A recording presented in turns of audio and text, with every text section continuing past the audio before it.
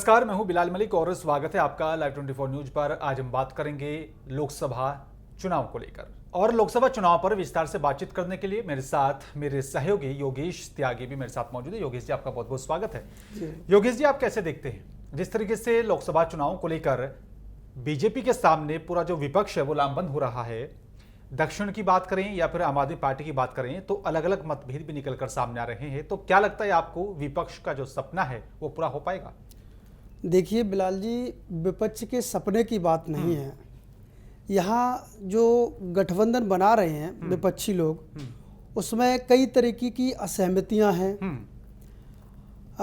बिहार में जो बैठक हुई उससे आम आदमी पार्टी, उसके बाद आम आदमी पार्टी ने एक अलग लाइन ली, जयंत चौधरी ने अलग लाइन ली। लेकिन जिस दिन, यहाँ गौर करने वाली बात यह है कि जिस दिन बिहार में पटना में विपक्ष की बैठक हो रही थी और सारे मीडिया चैनलों पर विपक्ष की बैठक चल रही थी, तब दक्षिण से एक संदेशा आया था और दक्षिण से केसीआर के बेटे रक्षा मंत्री राजनाथ सिंह से मिलते हैं। तो ऐसा नहीं है कि विपक्षी केवल अपनी घेराबंदी कर रहा है बीजेपी की। बीजेपी भी लगातार कोशिश कर रही है कि वो अपने कुनबे को कैसे बढ़ाए। चूँकि उत्तर भारत में बीजेपी के लिए स्पेस कम है, क्योंकि ज़्यादातर राज्यों में बीजेपी, चाहे वो गुजरात हो, राजस्थान हो, मध्य प्रदेश हो, उत्तर प्रदेश हो, उत्तराखंड, हिमाचल, झारखंड, छत्तीसगढ़, बिहार, यहाँ अपनी परफॉर्मेंस के बेस पे वो पीक पर है। तो बीजेपी कोशिश ये कर रही है कि जो नुकसान उसको उत्तर भारत में हो उसकी भरपाई कैसे दक्षिण से की जाए। शायद वो लगातार इसीलिए वो केसीआर के संपर्क में है, वो जगन मोहन रेड्डी के संपर्क में है, वो तमिलनाडु में एक अपना अलग से अलायंस बनाने की तैयारी कर रही है। उड़ीसा में नवीन पटनायक को किसी भी कीमत पर छोड़ने को तैयार नहीं है। वो लगातार दक्षिण में बीजेपी अपना स्पेस तलाश रही है ताकि गठबंधन या विपक्ष के माध्यम से जो सीटें यहाँ से कम हो उत्तर भारत से, उसकी भरपाई कहीं ना कहीं दक्षिण से की जा सके। लेकिन ये बात ठीक है आपकी योगेश जी, लेकिन आपने देखा होगा कि उत्तर प्रदेश में बसपा, आरएलडी और समाजवादी पार्टी का गठबंधन हुआ, कांग्रेस के साथ भी गठबंधन हुआ, लेकिन कोई जिस तरीके से अनुमान लगाया जा रहा था कि यहाँ पर जो है ज़्यादा से ज़्यादा सीटें जो हैं वो इस गठबंधन के खाते में जाएंगी, लेकिन ऐसा नहीं हुआ। तो आपको क्या लगता है कि कितना नुकसान जो है वो इधर जो है उत्तर प्रदेश, मध्य प्रदेश, छत्तीसगढ़, हरियाणा, पंजाब में बीजेपी को हो सकता है और उसकी कितनी भरपाई जो है वो साउथ में हो सकती है? देखिए, गठबंधन होना पार्टियों के बीच में एक अलग बात है और उस गठबंधन के माध्यम से वोट एक दूसरे को ट्रांसफर होना वो दूसरी बात है। हमने 2015 में बिहार में देखा कि नीतीश कुमार ने और लालू यादव ने जब महागठबंधन बनाया तो उन्होंने एक दूसरे का वोट ट्रांसफर कर दिया और जीत हासिल करी। लेकिन 2019 में उत्तर प्रदेश में एक गठबंधन हुआ बहुजन समाज पार्टी का और समाजवादी पार्टी का। लेकिन हुआ क्या, जो लोग अनुमान लगा रहे थे कि जो गठबंधन हुआ है उत्तर प्रदेश में बसपा और सपा का, वो लगभग 50 सीटें हासिल करेगा, जीत दर्ज करेगा, लेकिन वो 20 सीटों तक सीमित रह गए, 15 सीटों तक सीमित रह गए। 10 बहुजन समाज पार्टी जीत के आई और 5 सीटें समाजवादी पार्टी को गई। तो यहाँ सवाल ये है कि वोट कौन कितना ट्रांसफर कर पाएगा, बिल्कुल वोट पर कमांड किसकी है। नो डाउट बिहार में लालू यादव और नीतीश कुमार की अपने वोटरों पे कमांड है, लेकिन उत्तर प्रदेश में हमने ये देखा 2019 में कि अखिलेश यादव और मायावती दोनों पर ही वोटरों पर उनकी अपनी कमांड नहीं है। वो अपने लिए वोट करा सकते हैं लेकिन वोटों को ट्रांसफर नहीं करा सकते। ठीक है, लेकिन अगर समाजवादी पार्टी की हम लोग बात करते हैं, चाहे वो 17 का चुनाव रहा हो या फिर 22 का चुनाव रहा हो या फिर लोकसभा चुनाव की हम लोग बात करते हैं, तो सपा का जो वोट बैंक है मुस्लिम वोटर्स को माना जाता रहा है, यादव वोट बैंक माना जाता रहा है, लेकिन अब ये वोट भी जो है खिसकता हुआ नजर आ रहा है। आपने जो है पूर्व के चुनाव को लेकर भी आपने अनुमान लगाया होगा, देखा भी होगा, आपने रिसर्च भी किया होगा कि आखिरकार नुकसान क्यों हो रहा है। अगर ये गठबंधन हो भी जाता है तो आपको क्या लगता है कि वाकई में उत्तर प्रदेश में सपा या फिर बाकी और जो क्षेत्रीय दल हैं वो जो यहाँ पर बीजेपी को नुकसान पहुंचा पाएंगे या नहीं, या फिर जैसे पूर्व के चुनाव में हुआ है कि बीजेपी को फायदा हुआ है ना कि नुकसान हुआ है, वही आने वाला जो 2024 में चुनाव है लोकसभा का, वही हमें देखने को मिलेगा? देखिए, नफा और नुकसान इसका फैसला तो जनता करेगी जब मतदान करेगी। हम सिर्फ ये बात कर सकते हैं कि अगर सपा और बसपा मिलकर चुनाव लड़े तो ये अनुमान माना जा रहा है कि पिछले जो अनुभव हैं उसके आधार पर हम ये कह सकते हैं कि कहीं ना कहीं इसका एज बीजेपी को मिलेगा। दूसरी चीज़ ये है कि आपने जो कहा कि समाजवादी पार्टी का जो वोट है वो खिसकता जा रहा है। मैं नहीं मानता कि समाजवादी पार्टी उत्तर प्रदेश में कमज़ोर हुई है। समाजवादी पार्टी उत्तर प्रदेश में जैसे जैसे बहुजन समाज पार्टी कमज़ोर हो रही है, समाजवादी पार्टी उसी तरीके से मजबूत हो रही है। अगर कांग्रेस उत्तर प्रदेश में कमज़ोर हुई है तो समाजवादी पार्टी मजबूत हो रही है। अगर बहुजन समाज पार्टी कमज़ोर हो रही है तो समाजवादी पार्टी मजबूत हो रही है। उसकी एक वजह है, एक तो समाजवादी पार्टी का बेस वोटर, आपने कहा मुस्लिम और यादव, इसके अलावा एक वोटर और होता है जो सत्ता से नाराज होता है, जो सत्ता उसको उम्मीद दिखाती है और जब सत्ता उस उम्मीद पर खरी नहीं उतरती तो उसके अंदर एक एंटी इनकम्बेंसी डेवलप होती है और उसी के चलते वो मतदाता ये देखता है कि मुझे कहाँ जाना है। उसके लिए पार्टी मायने नहीं रखती, उसके लिए सिर्फ ये मायने रखता है कि कौन पार्टी, कौन सा दल इस दल को हराएगा। समाजवादी पार्टी ने आपने 2022 के विधानसभा चुनाव में देखा होगा कि समाजवादी पार्टी का जो गठबंधन बना था, जयंत चौधरी और उसको मिलाकर ओपी राजभर, जयंत चौधरी और समाजवादी पार्टी का गठबंधन बना था, उसने उत्तर प्रदेश में लगभग 39% वोट हासिल किया था। और ये उत्तर प्रदेश के इतिहास में पहला मौका है जब विपक्ष में कभी इतनी बड़ी तादाद में इतना वोट विपक्ष को मिला है। तो समाजवादी पार्टी उत्तर प्रदेश में कमज़ोर नहीं है, लेकिन इतनी मजबूत भी नहीं है कि बीजेपी से अकेले दम पर मुकाबला कर पाए, क्योंकि बीजेपी आज भी 50% वोटरों के साथ उत्तर प्रदेश की सबसे बड़ी पार्टी है। और नो डाउट कि मुख्यमंत्री योगी आदित्यनाथ का एक फेवरेबल चेहरा है और लोकप्रिय चेहरा है वो उत्तर प्रदेश की जनता के बीच में। तो इसका कहीं ना कहीं बीजेपी को फायदा मिलेगा आने वाले लोकसभा चुनाव में भी। बिल्कुल। लेकिन जिस तरीके से सीटों के बंटवारे को लेकर भी जो है तरह तरह की चर्चा भी राजनीतिक गलियारे में अब चर्चा का विषय यहाँ पर योगेश जी बना हुआ है कि आम आदमी पार्टी इतनी डिमांड कर सकती है, समाजवादी पार्टी इतनी डिमांड कर सकती है, आरएलडी इतनी डिमांड कर सकती है। तो क्या वाकई में सीट बंटवारे को लेकर जो है जो चर्चाएं चल रही हैं वो सही साबित होंगी या फिर तालमेल बैठाने में पूरा विपक्ष जो है वो कामयाब हो पाएगा? देखिए, अभी तो ये शुरुआत है, विपक्ष की बैठक अभी ये शुरुआत है। तो और शुरुआत में ही कई सारी प्रश्न उठ के खड़े हो गए हैं। प्रेस कॉन्फ्रेंस में अरविंद केजरीवाल का ना जाना, उसके बाद शर्तें रख देना कि राहुल गांधी प्रधानमंत्री पद के उम्मीदवार नहीं होंगे तो हम समर्थन देंगे गठबंधन को, कांग्रेस अगर अध्यादेश में समर्थन करेगी तो हम गठबंधन के साथ जाएंगे। तीसरी जो अहम बात आम आदमी पार्टी ने तीसरी अहम बात कही है वो गौर करने वाली है। उन्होंने कहा है कि पंजाब और दिल्ली इन दो राज्यों में कांग्रेस चुनाव न लड़े। ठीक है, तो एक तो वो सीधे सीधे गठबंधन से ये कह रहे हैं कि दिल्ली और पंजाब को मिलाकर 21 सीट होते हैं, वो सीधे सीधे गठबंधन से या कांग्रेस से ये कह रहे हैं कि आप हमें 20 सीट दे दीजिए और दिल्ली और वो पंजाब में दे दीजिए। ठीक, यहाँ 20 सीटों का भी वो नहीं है। एक बार को कांग्रेस दिल्ली में समझौता करने को तैयार हो जाए शायद, लेकिन पंजाब में किसी भी सूरत में कांग्रेस समझौता नहीं करेगी, क्योंकि कांग्रेस ही वहाँ मुख्य विपक्षी दल है आम आदमी पार्टी का।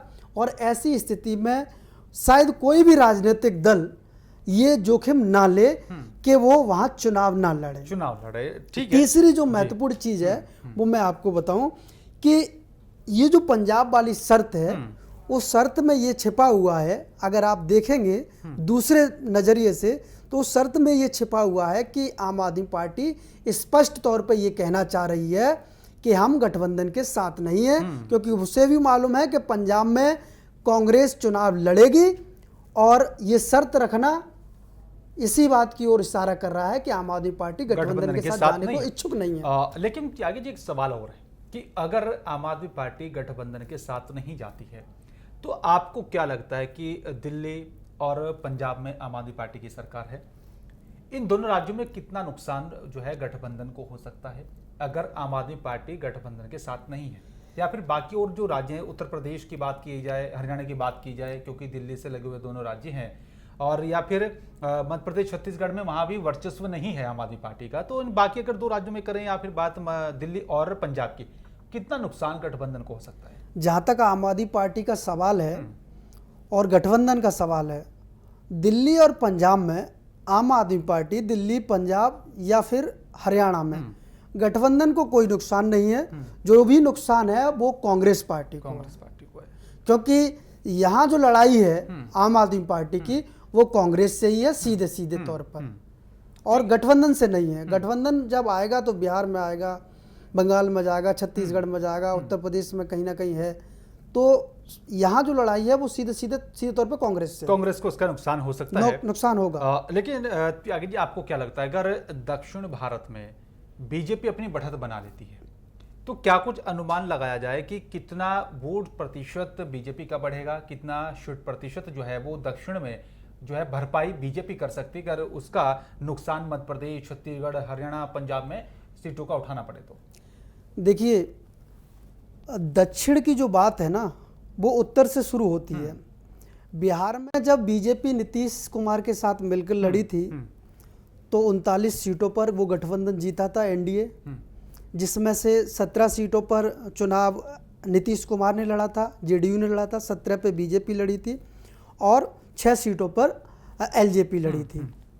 2 और सहयोगियों के लिए छोड़ी गई थी सीटें। तो इन सीटों में एलजेपी ने 6 सीटें जीती थी, अपने हिस्से की 100% उसका स्ट्राइक रेट था। जेडीयू ने 16 सीटें जीती थी और बीजेपी ने 17 में से 17 सीटें जीती थी। आज की स्थिति में नीतीश कुमार एनडीए को छोड़ के चले गए, यानी कि 16 सीटों का बीजेपी को, एनडीए को नुकसान हुआ है। अगर जेडीयू और आरजेडी मजबूती से वहाँ और कांग्रेस मिलकर चुनाव लड़ते हैं तो कुछ सीटों का और नुकसान हो सकता है। तो बीजेपी लगातार ये कोशिश कर रही है कि इसकी भरपाई हम कहीं ना कहीं दक्षिण से कर लें। तो दक्षिण में वो स्पेस तलाश रही है तेलंगाना में और हैदराबाद में, क्योंकि तमिलनाडु में कुछ ज़्यादा बीजेपी के पास स्पेस है नहीं, ना बीजेपी के पास स्पेस ज़्यादा है ना ही कांग्रेस के। वहाँ डीएमके और एआईडीएमके दोनों ही मुख्य विपक्षी दल हैं। तो आंध्रा और तेलंगाना, यहाँ एक जगह 25 सीटें हैं और एक जगह 17 सीटें हैं। तो यहाँ जो मुख्य चीज़ें हैं 2-3 लोगों के इर्द गिर्द घूमती हैं। एक तो केसीआर है और एक टीडीपी है और एक जगन मोहन रेड्डी है। तो केसीआर लगातार अब बीजेपी के संपर्क में है कि वहाँ स्थिति ये है केसीआर के सामने, क्योंकि केसीआर के सामने जो मुख्य विपक्षी दल है वो कांग्रेस है। तो केसीआर की मजबूरी ये है कि वो बीजेपी के साथ जाए। लेकिन दूसरी समस्या वहाँ एक और है कि अगर बीजेपी केसीआर का समर्थन लेती है तो टीडीपी का क्या करेगी, अगर जगन मोहन रेड्डी का समर्थन लेती है तब टीडीपी का क्या करेगी, क्योंकि इन तीनों पार्टियों के इर्द गिर्द ही वहाँ राजनीति इन 2 राज्यों में घूमती है। तो बीजेपी कोशिश कर रही है कि कैसे भी इनमें से 2 लोगों को साध लिया जाए और 10 से 15 सीटों को अपने पाले में ले लिया जाए, ताकि जो यहाँ जो बिहार में जो नुकसान हो रहा है उसको दक्षिण से भरपाई कर ली जाए, भरपाई की जाए। लेकिन अगर हम लोग उत्तर प्रदेश की बात करते हैं, देश का सबसे बड़ा राज्य है, सबसे ज्यादा सीटें आती हैं और देश का प्रधानमंत्री भी ज्यादातर जो है वो उत्तर प्रदेश से होकर गुजरता है रास्ता। आपको क्या लगता है कि उत्तर प्रदेश में, खासकर अगर हम उत्तर प्रदेश की बात करते हैं, तो गठबंधन और बीजेपी का जो ये तालमेल है सीटों को लेकर या फिर नुकसान की बात करें तो आप इसको कैसे देखते हैं, खासकर उत्तर प्रदेश में? उत्तर प्रदेश में ही नहीं, ये स्थिति बंगाल में भी पैदा होगी, ये स्थिति बिहार में भी पैदा होगी, ये स्थिति महाराष्ट्र में भी पैदा होगी अगर जेडीएस साथ आई, तो कर्नाटक में भी यही स्थिति पैदा होगी महागठबंधन के साथ। बीजेपी चूंकि एक छत्र पर राज्य कर रही है, तो बीजेपी बार्गेनिंग कर रही है उनके साथ, लेकिन यहाँ स्थिति कांग्रेस के लिए दुविधा भरी है। बंगाल में दीदी के साथ कॉम्प्रोमाइज कैसे होगा, यह सवाल ये है, क्योंकि अरविंद केजरीवाल लगातार ये कह रहे हैं कि मोहब्बत की दुकान राहुल गांधी ने खोली है, तो एक एक करके उस पर सौदागर जाके खड़े हो रहे हैं। पहले सौदागर तो अरविंद केजरीवाल ही खड़े हो गए, उन्होंने शर्त रख दी पंजाब और दिल्ली में चुनाव मत लड़ो।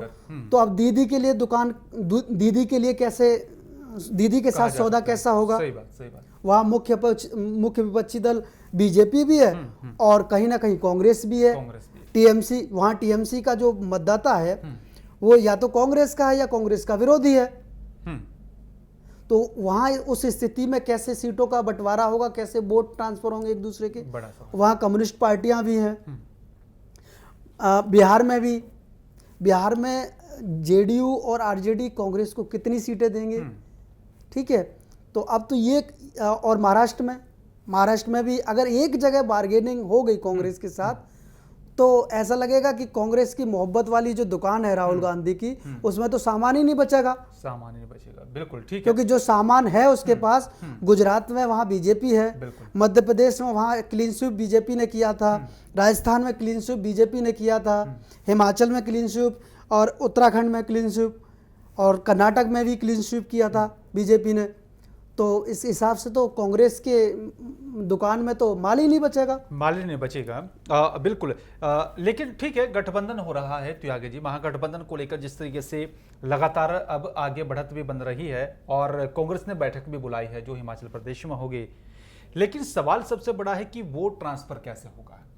मतदाता को ही अपना वोट करना है, गठबंधन तो पार्टियों का हो रहा है, तो क्या वाकई में जो पार्टियां गठबंधन कर रही हैं उन पार्टियों के जो कार्यकर्ता हैं, जो वोटर्स हैं, वो उन पार्टियों के साथ जाएगा, या फिर आपको क्या लगता है कि वोटर्स जो है वो अपने मन मुताबिक पार्टी को छोड़ करके गठबंधन के साथ जाना या नहीं, तो उसका फायदा किसे हो सकता है? देखिए, वोटर जो होता है, मतदाता, वो 2-3 पैटर्न पे वोट करता है। एक तो पार्टी पैटर्न पे वोट करता है, पार्टी पैटर्न का मतदाता होता है। दूसरा मतदाता वो होता है जो सत्ता के खिलाफ वोट करता है। तीसरा मतदाता वो होता है जो ये देखता है कि कौन जीत रहा है, कौन हार रहा है, हवा किस तरफ जा रही है। तो मतदाता 3 पैटर्न पे वोट करता है बेसिकली। अब जो पार्टी पैटर्न का जो मतदाता है वही गठबंधन से ट्रांसफर होता है या ट्रांसफर नहीं हो पाता है। तो ट्रांसफर की जो स्थिति है वो बिहार के अलावा मुझे कहीं दूसरी जगह देखने को दिखाई नहीं देती है। बंगाल में हो सकता है दीदी अपने वोटरों को ट्रांसफर कर दें अगर कहीं वहाँ गठबंधन की गुंजाइश हो तो, लेकिन मुझे दूसरी जगह कहीं दिखाई नहीं देती है कि वोटर एक दूसरे को ट्रांसफर कर पाए। लालू और नीतीश में ये क्षमता है कि वो दोनों अपने वोट एक दूसरे को ट्रांसफर कर सकते हैं, और उन्होंने करके दिखाया है। त्यागी जी, आपसे मेरा आखिरी सवाल है, महागठबंधन का प्रधानमंत्री का चेहरा कौन हो सकता है? महागठबंधन से प्रधानमंत्री का चेहरा कौन हो सकता है ये तो महागठबंधन को तय करना है।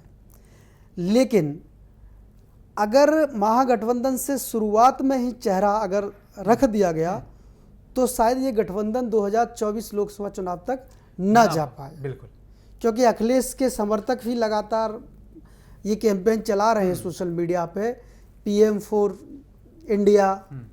नीतीश कुमार अपना अलग प्रयास कर रहे हैं और ममता दीदी अपने अलग प्रयास में लगी हैं, और कांग्रेस लगातार ये कह ही रही है कि हम सबसे बड़े विपक्षी दल हैं। बिल्कुल। और हम पैन इंडिया पार्टी हैं, लिहाजा राहुल गांधी हमारे प्रधानमंत्री के उम्मीदवार हैं गठबंधन की ओर से। और ये शिमला की मीटिंग में शायद इस विषय पर चर्चा भी हो जाए। एक और मेरा आपसे आखिरी सवाल है, क्योंकि इसी सवाल से निकलकर वो भी सवाल आया है, अगर अभी प्रधानमंत्री का दावेदार कौन होगा गठबंधन की तरफ से, उस पर कोई मंथन, कोई चर्चा नहीं होती है और चुनाव हो जाता है और चुनाव जीत जाता है गठबंधन, तो ये फिर क्या माना जाए या क्या भरोसा है कि फिर जो है कुछ इस तरह का गठबंधन को लेकर सवाल खड़ा ना हो, दावेदारी को लेकर, जो कि सभी नेता अपने अपने जो है पार्टी तरफ से दावेदारी पेश करेंगे प्रधानमंत्री पद के लिए, तो उसको उसके बाद तालमेल कैसे बैठेगा? तालमेल इससे पहले भी कई बार बैठ चुका है। मनमोहन सिंह निकल के आए, कांग्रेस की तरफ से निकल के आए, राहुल गांधी हालांकि तब भी थे और सोनिया गांधी भी थी, लेकिन उस समय मनमोहन निकल के आए और सभी लोगों ने उसको एक्सेप्ट किया। उससे पहले बीपी सिंह निकल के आए, नरसिंहा राव निकल के आए। तो ऐसा नहीं है, जब चुनाव होता है और बहुमत का आंकड़ा होता है तो एक कॉमन चेहरा निकाल लिया जाता है जिस पर सबकी सहमति होती है। बिल्कुल बिल्कुल। मैं सिर्फ इधर वाले गठबंधन की बात नहीं कर रहा हूँ। मान लीजिए कि एनडीए गठबंधन के पास भी सीटें कम रह गई, 30 से 35 सीटें, उस स्थिति में एनडीए भी सरकार में बनाने की स्थिति में है, क्योंकि उनके पास भी सर्वमान्य चेहरे हैं, 2 नितिन गडकरी हैं और राजनाथ सिंह जो हैं, वो कहीं से भी शायद किसी भी विपक्षी दल से समर्थन लेके आ सकते हैं, चाहे वो ममता बनर्जी हो, चाहे वो मायावती हो, चाहे वो केसीआर हो, चाहे वो जगन मोहन रेड्डी हो, चाहे वो नीतीश कुमार हो। अगर ये स्थिति बनती है तो राजनाथ सिंह भी वो एक चेहरा है और गडकरी भी एक वो चेहरा है जो एनडीए के लिए नंबर जुटा सकते हैं। हो सकता है कि नरेंद्र मोदी के नाम पर एक बार को ये लोग तैयार ना हो। बिल्कुल, ये तो एक बड़ा अहम सवाल है और देखना भी होगा कि आखिरकार जो अब शिमला में कांग्रेस की तरफ से जो अब बैठक का आयोजन किया जाएगा, जितना भी विपक्षी दल हैं उन सबको आमंत्रित किया जाएगा, सीट बंटवारे को लेकर वहां पर मंथन होगा, चर्चा होगी, लेकिन देखना यह होगा कि क्या वाकई में पूरा गठबंधन एकजुट हो पाता है। सीट बंटवारे को लेकर जो चर्चा चल रही है राजनीतिक गलियारे में कि यहाँ पर अलग अलग पार्टियां अलग अलग दावेदारी पेश कर सकती हैं, उसमें तालमेल कैसे बैठेगा, बड़ा अहम सवाल है।